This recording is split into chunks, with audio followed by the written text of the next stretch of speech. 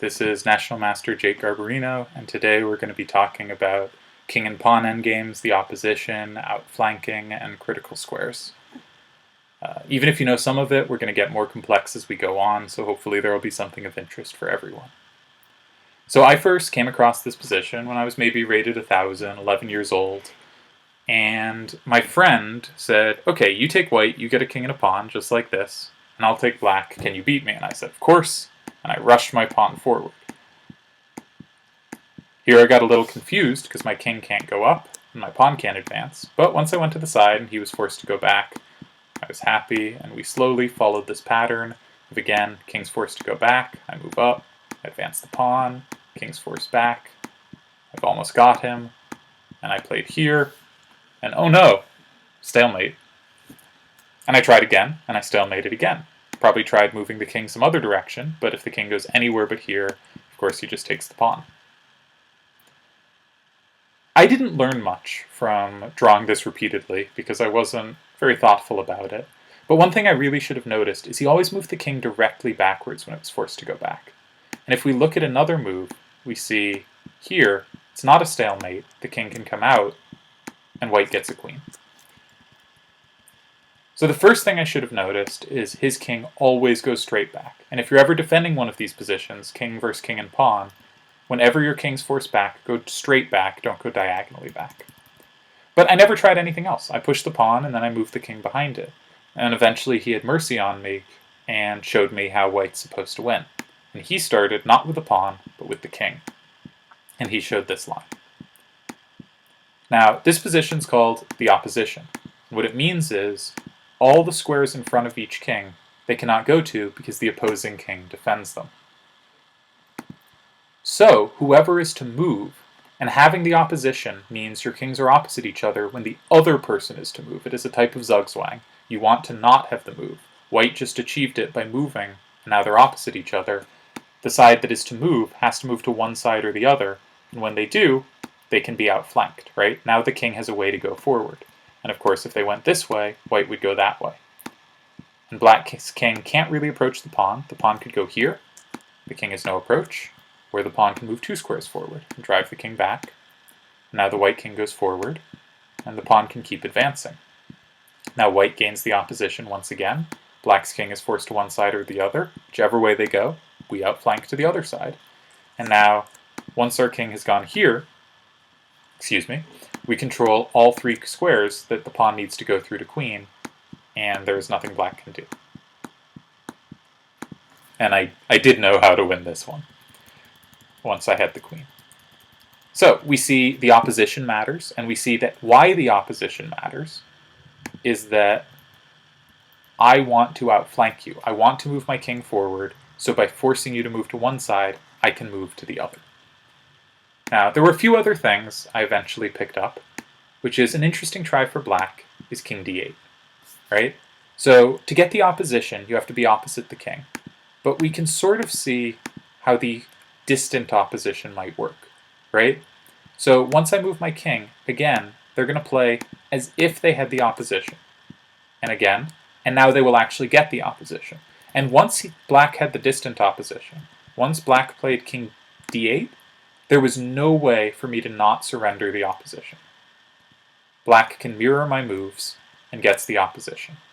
So there's the question, does this position win for white or not? And in fact it does. If I had to move side to side, black could mirror me forever and I would never have a way to move forward.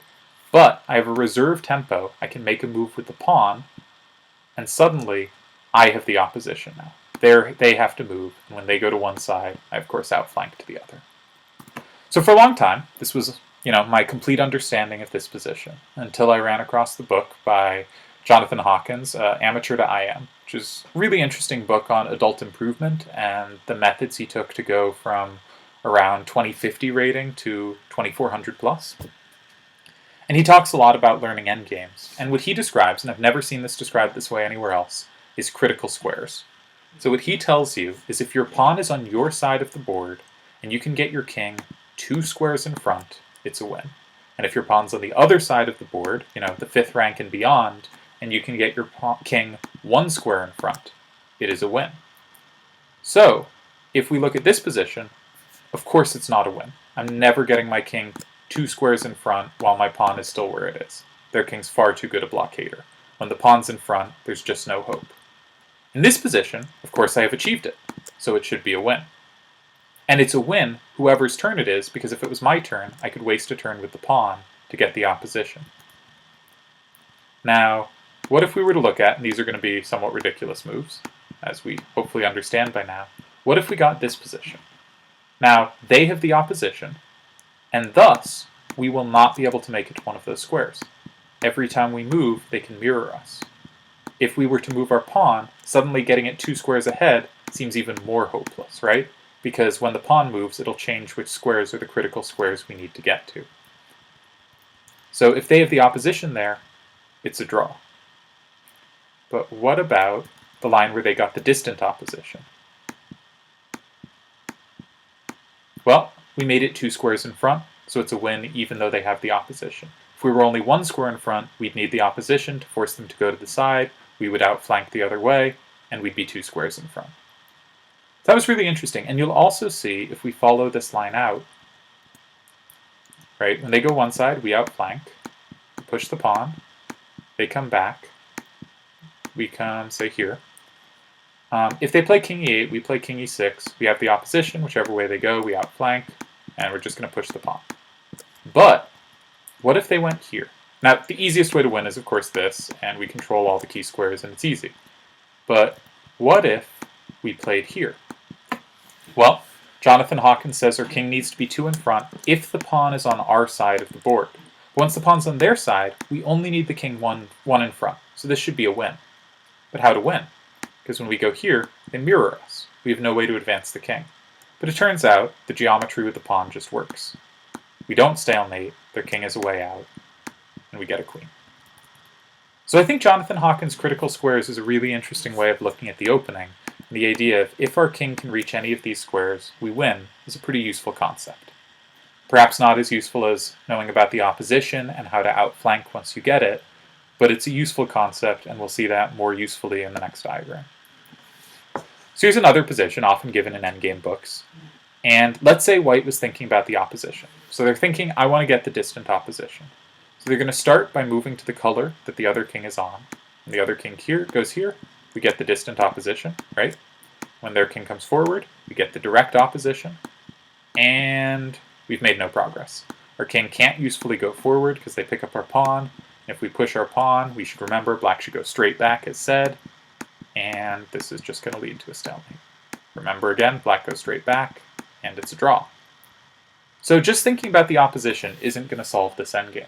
But what about critical squares? Well, the pawn is still on our side of the board, so we need to get 2 in front. And let's think. Which of those squares is easiest for us to get to or hardest for them to stop us getting to? Now their king only takes 3 moves to get here, takes 4 to get here, takes 5 to get here. So we should already be thinking, maybe a6 is the square. How many does it take our king to get to each square? 1, 2, 3, 4, 5. 4, 5. Or 1, 2, that's bad. 1, 2, 3, 4, 5. So it takes 5 for each for us, but for them, it's hardest to get to this one. So we're going to be aiming for a6. So the first move should be obvious now. King c2 has the directest path to a6. Black will try to stop us. And black can stop us. But in trying to prevent us from reaching this square, they had to surrender the opposition, and now whichever way they go, white will go the other way and outflank them. So if they go here, we didn't actually get to a6, but the threat of getting to a6 meant we got the opposition here. And now white has to be a little careful, because if we advance the pawn, stalemate, the king has no squares. Only happens specifically with the pawn on the b file. There's a file stalemates too, but instead we should just bring the king back, because even though they can get the opposition, we know if our pawn's on their side of the board, we only need the king 1 square ahead, so we should know this is a win. Maybe it takes us a little while to figure it out. Maybe we play here, and we think, okay, if they go here, we advance, and we get a queen. Easy. But then they go, once we go to c6, they go to a7, and we go, okay, standard move. We move our king forward, and they play here, And again, we can't play b6 because it's a stalemate. So instead, we try a6. And now it all seems to work. Because if they go here, we control all 3 squares. And if they go here, we can just advance the pawn, and we get a queen. So there's a lot going on here. But I think the really critical thing to solving this position from the start is if we know what the 3 critical squares are, and we think which can I get to most easily and which is the hardest for them to stop me getting to, we know if we're going to win, the win's got to be here. We're going to try for that square. So that's using critical squares. Now here's an interesting example of the opposition. Ignore the pawns, I have to put them there, Lichess won't let me move. This is an example from Jeremy Silman. And the mission is, if white's king can get to any of these 3 squares, white wins, and if black's king can prevent it, black wins. So normal players playing, who don't think much about it, might just move their kings forward, not thinking about which squares matter. And we will quickly hit the problem. White's king can't advance. Black's king can mirror forever. Black is held, black wins. So then white goes, okay, I'll start moving forward, but now I'll think about the opposition. I want to get on a dark square opposite them. And now suddenly black is moving first and white's following, and once we reach here, when black moves one way or the other, white will outflank the other way. So if they come here, we come here. If they come here, we come here. They come back, we regain the opposition. Again, they have to go one way or the other. We outflank to the other side, and we will have successfully made it to one of our goal squares next turn. So, we get a little smarter. White plays here and black thinks, aha, I want the distant opposition. The only one I can get to is here. And indeed, if we play this out, black will get the opposition, they will mirror white forever, white can't win. So eventually you reach the point where white figures out, aha, I need the opposition immediately, and indeed, the winning move is king h2. Now wherever black goes, white can keep the opposition. If black goes here, white should not go forward to the dark square, white should keep the distant opposition. Black goes here, now white can move up and keep the opposition. Black moves here, white must move sideways, just like black did, keeping the opposition. And so we have the distant opposition. And again, when black moves to the side, so if they moved forward, it would be easy to get the opposition. But when they move to the side, we can still outflank them. We come forward. Now if they go here, it's easy to get the opposition. If they go here, it's still easy to get the opposition. If they go up, we can keep pushing forward. And when they try to stop us, we get the opposition. And they have to go one way, and we outflank the other. And I think this is a really nice example from Jeremy Silman of how opposition and outflanking works. Because to play this position correctly, you have to understand the distant opposition right from the start.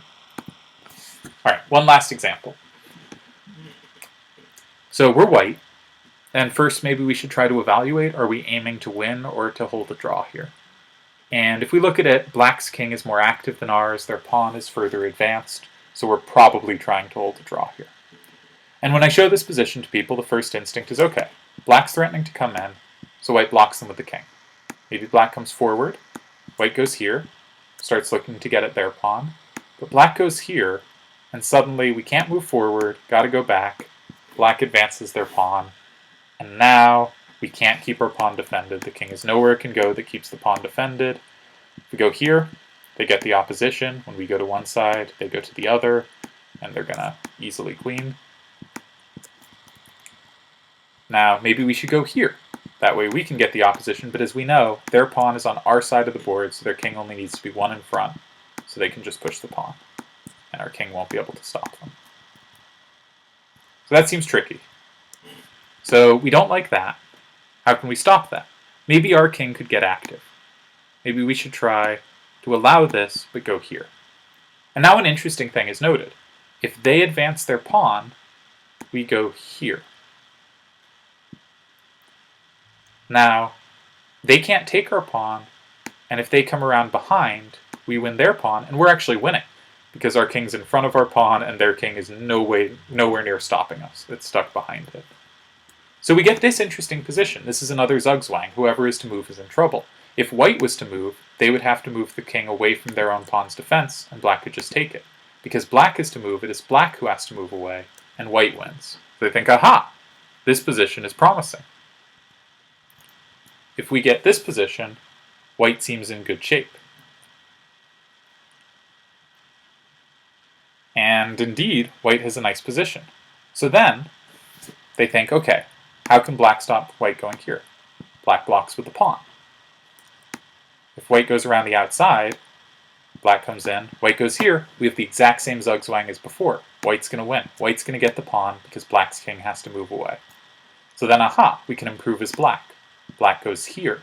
Now if white goes here, it's black who will get the zugzwang, white's king will move away, black will take the pawn. So white goes, okay, I can waste a move too. But the problem is, black can now approach from a new angle. If they went here, we know this loses. But if they go here, they attack the pawn, white has only one move to defend it, and now it's black who gets the zugzwang here, white has to move away, black takes the pawn. So again, white's in trouble. So there's a bunch of more thinking you can do on this position, but I think critical squares is a useful way to consider this, because we're seeing that black is probably, pushing to win. What can white do to stop them? Well, black's pawn is on their side of the board. That means even if they win our pawn, their king needs to be 2 squares in front. Now, once black's pawn moves forward, their king will only need to be 1 square in front. So I hope an idea starts to emerge here. What if we stop that? Now their king can come towards our pawn. I think actually here is a little sneakier.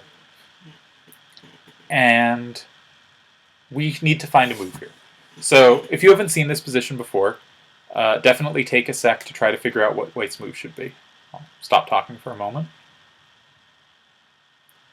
Okay, so if white goes here, black takes, and they get the opposition. White goes to one side, black outflanks to the other, and we know this is a win. The king is 2 squares in front of their pawn. So instead, white has to go here.